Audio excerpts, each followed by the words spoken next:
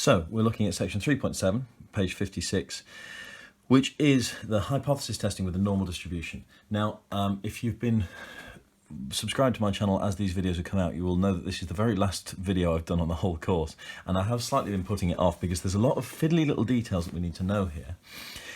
Helpfully though, when you get to doing the questions, you'll see that they start to get easier. So there's a lot of background detail that we're going to put in this video. Perhaps we'll end up going across two videos, who knows. But however tricky and complicated you find it, keep your eyes on the end product, which is how do we actually solve the questions. If you can get to the point where you can solve the questions, then my advice would be get to there, solve a whole bunch of questions, make sure you know how to do it, and then come back and think again about why do those things work. If some of the details are a bit confusing, get a bit of an idea, go and solve some questions, then come back and think about what are those details and how do they work and why do they work. So let's get into the maths then. First of all, we're going to do a hypothesis test with a normal distribution. Let's just think about what we mean by a hypothesis test as far as we understand it so far. So the typical example that we know would be from a binomial distribution. So let's have a bit of a recap. Let's imagine, the thing that I always like to imagine is a binomial situation. So a random variable x is distributed binomially, and the typical example would be you have 100 coin tosses and you think that the coin is a fair coin. Okay, so my null hypothesis is that the probability of getting a heads is 0.5, and the alternative hypothesis is that the probability of getting a heads is not 0.5. If we're doing a two-tailed test, it would be that. If we're doing a one-tailed test, it would be bigger than 0.5 or less than 0.5. But let's assume we have this situation.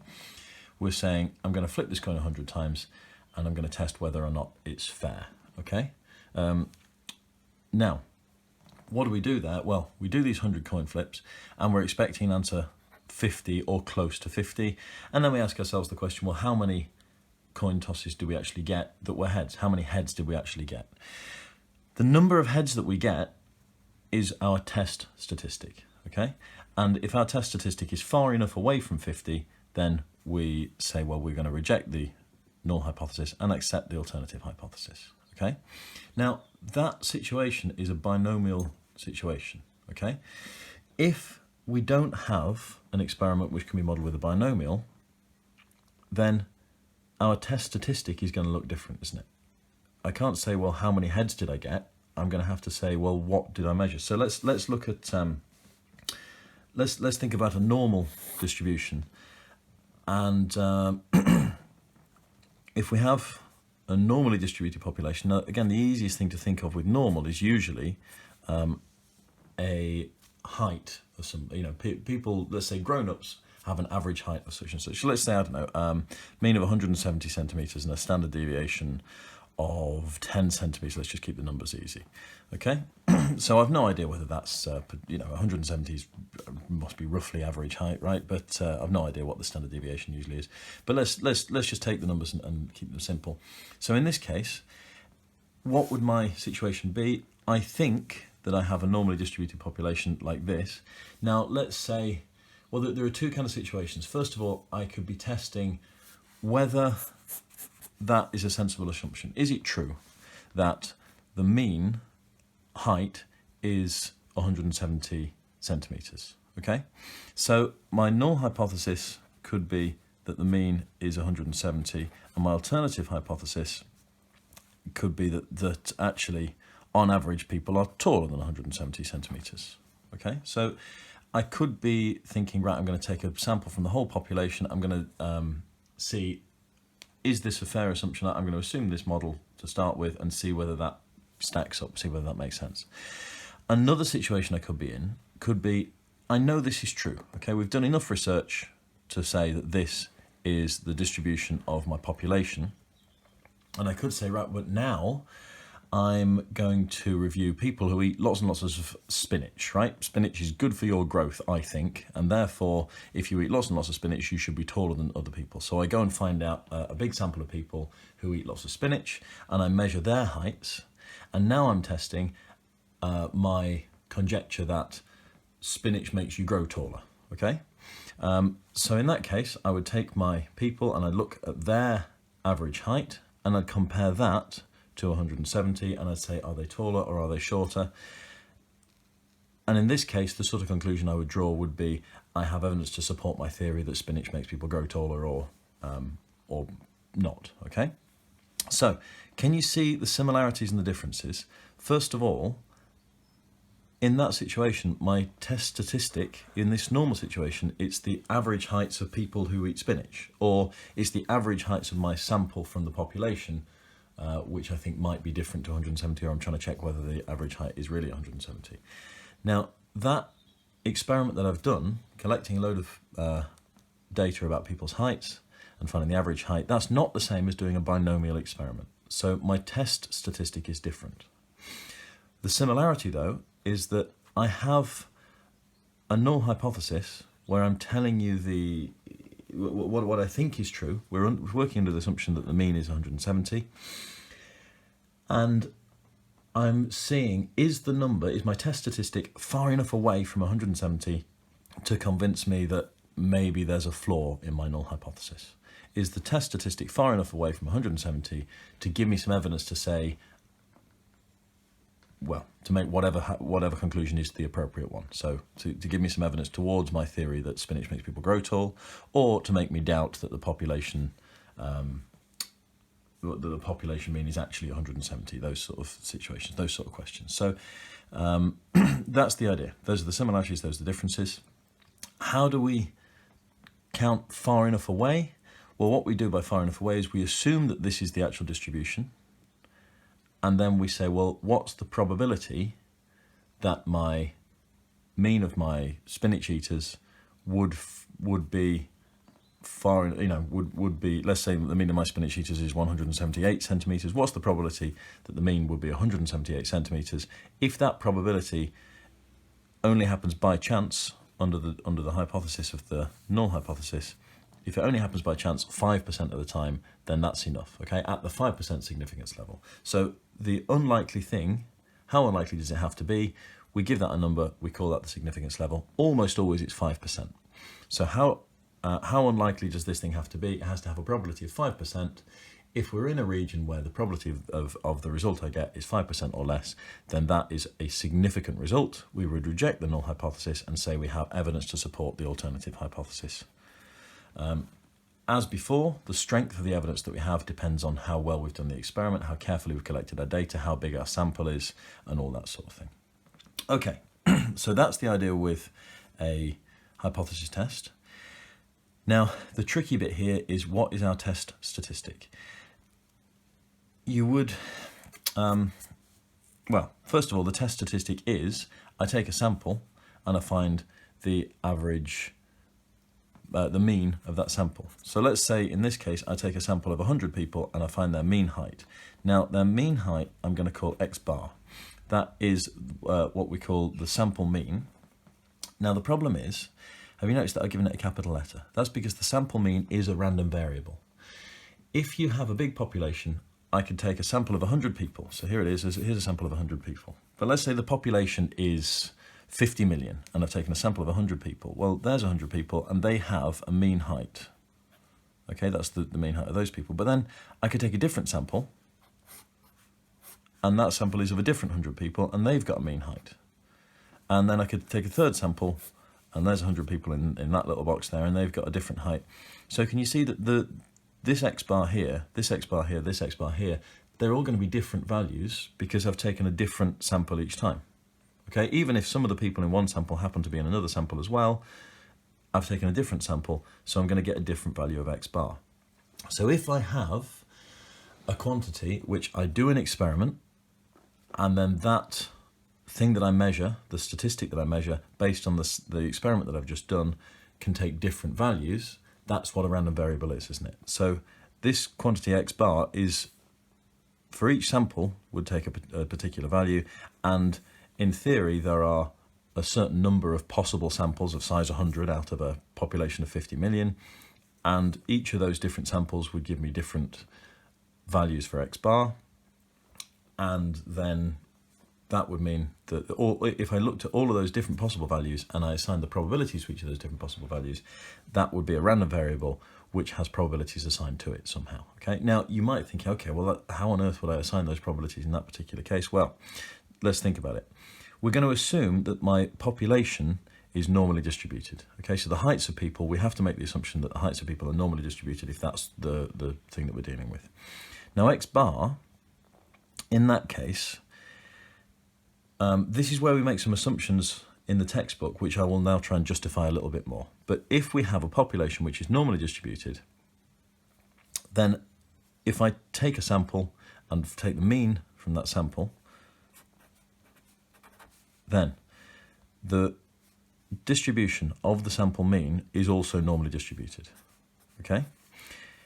If my population have heights distributed with a mean of mu and a variance of sigma squared, then this x bar, the mean of my samples, has a distribution. The mean is mu, the same as the population mean, but the variance is sigma squared over n. Now this is the bit that usually causes a bit of kerfuffle, and let's stop and think about why this bit's true.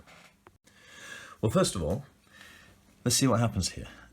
N is the size of your sample. So if I take a sample of size 1, then I'm saying the sample mean is distributed normally with mu and sigma squared. So the distribution of the sample mean is the same as the distribution of the whole population, first of all. If I take a sample of size 2, then I'm saying that I've made the spread of my sample mean smaller. If I take a sample of size 3, then I've made the spread smaller again.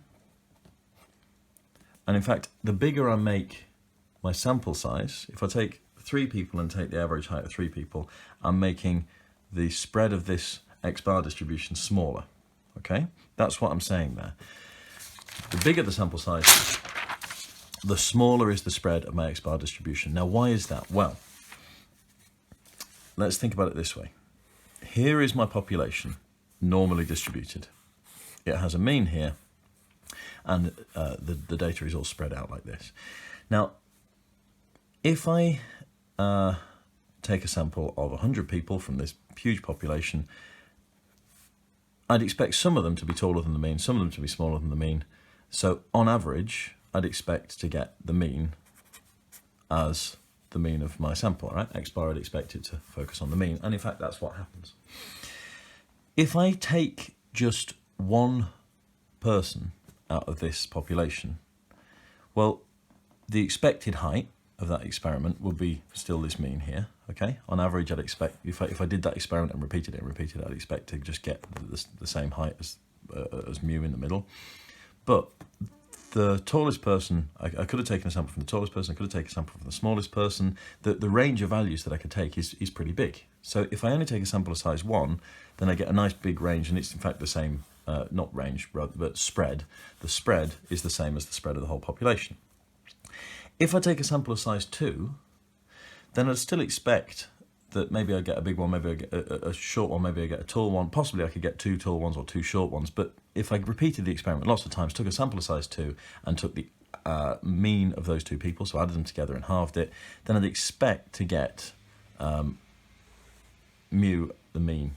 I'd expect the usual value to be somewhere in the middle.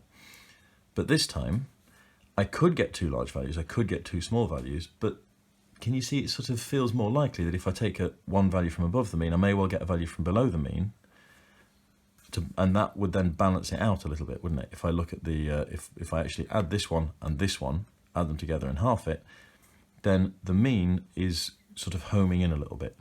If I took a sample of 50 million people out of 50 million, right? If I sampled the whole thing and took the average of those 50 million people, well, the average of those 50 million people would have to be exactly mu, because mu is the average of those 50 million people, in which case there would be no spread at all, okay?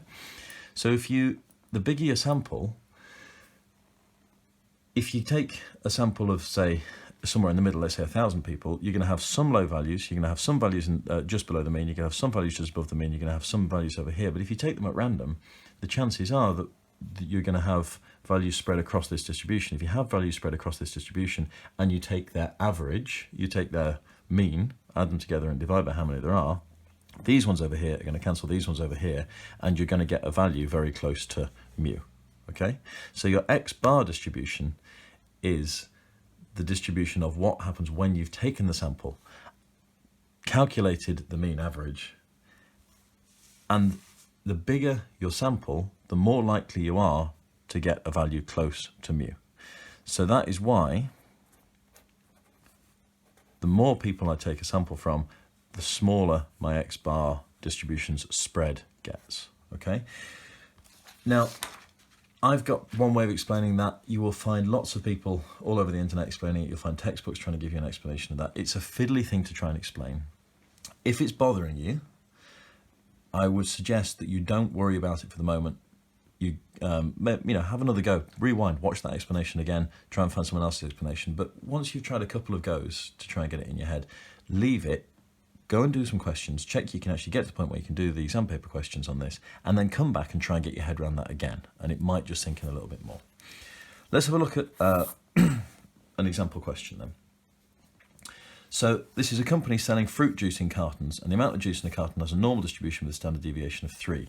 So the amount of juice in a carton has a normal distribution, distributed normally, with a mean and a standard deviation of 3. So 3 squared is my variance. Now, this is a very typical sort of example because this is somewhere where we would use exactly this kind of hypothesis test. We want to know, you know, obviously if you're advertising your fruit juice company is selling cartons which contain, it says here, 60 millilitres, you don't want them to contain too much because then you're selling people, you know, you're losing money, you're giving people more orange juice, and you don't want them to contain not enough because then you're ripping people off and somebody could come and say, hey, that's illegal. You say you're selling 60 millilitres, but actually your cartons don't contain enough. So you need to test whether your machines in your factory are working properly and consistently supplying 60 millilitres. The company claims that the mean amount of orange juice per carton is 60 millilitres. So this is the company's claim. We know that the spread is this. They claim that the mean is this. A trading inspector receives complaints that the company is overstating the mean juice per carton and wants to investigate the complaint. So this inspector takes a random sample of 16 cartons. So he turns up at the factory and says, right, we think your orange juice cartons are not enough. And we find that we take the sample mean and it turns out to be, so we calculate X bar, we take a sample of 16 and it turns out that X bar takes a value of 59.1, okay? That random variable, we took a sample of all the possible orange juice cartons, we measured the amount of juice in all of them, there were 16 in our sample, and we got 59.1. So he says, hey, that's less than 60. Is it enough less than 60 to convince us? Well, the question is then, what's the probability that X bar takes a value less than or equal to, or less than, it doesn't matter because it's a continuous distribution, 59.1? That's the question we want to ask ourselves. Our test statistic is 59.1. What's the probability that X bar takes a value less than or equal to 59.1?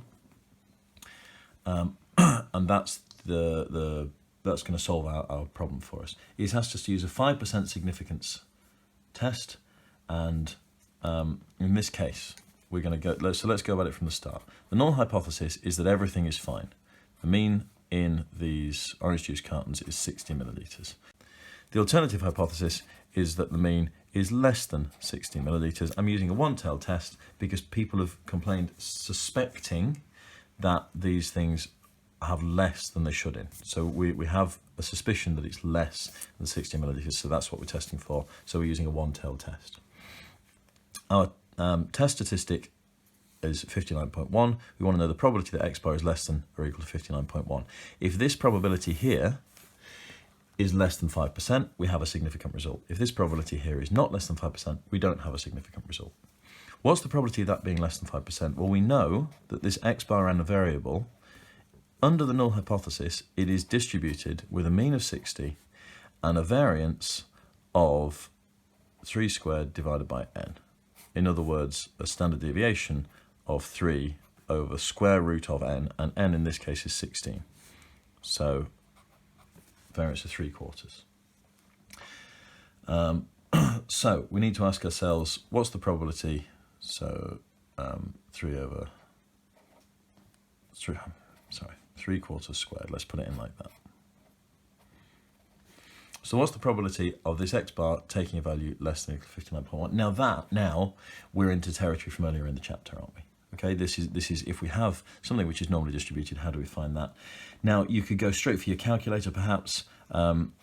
Having learnt this sort of pre-calculators, I would be saying that's the probability that z is less than, what would it be? It would be 60 minus 59.1 divided by 3/4. So I'd be using my standardized normal distribution and working that out. Either way, either we use that one and we look that up in a table, or we put it in a calculator, or we use this one and we put it into a calculator. What's the probability that if we have a distribution centered on 60 with a standard deviation of 3/4, what's the probability it takes a value less than 59.1? And that probability turns out to be 0.1151. By the way, sorry I'm writing this sort of up here and down here and all over the place. I'm trying to kind of keep it all on one screen. Excuse me. So, is that a significant result? Well, that number there is bigger than 5%, so no, it's not a significant result. Sorry. Yes, no, it's not a significant result. It's bigger than 5%, so it's not a significant result. So there's not enough evidence to reject H0, and we're going to say that H0 is still 60. That's the idea, okay? Now, we'll have a look at another example then.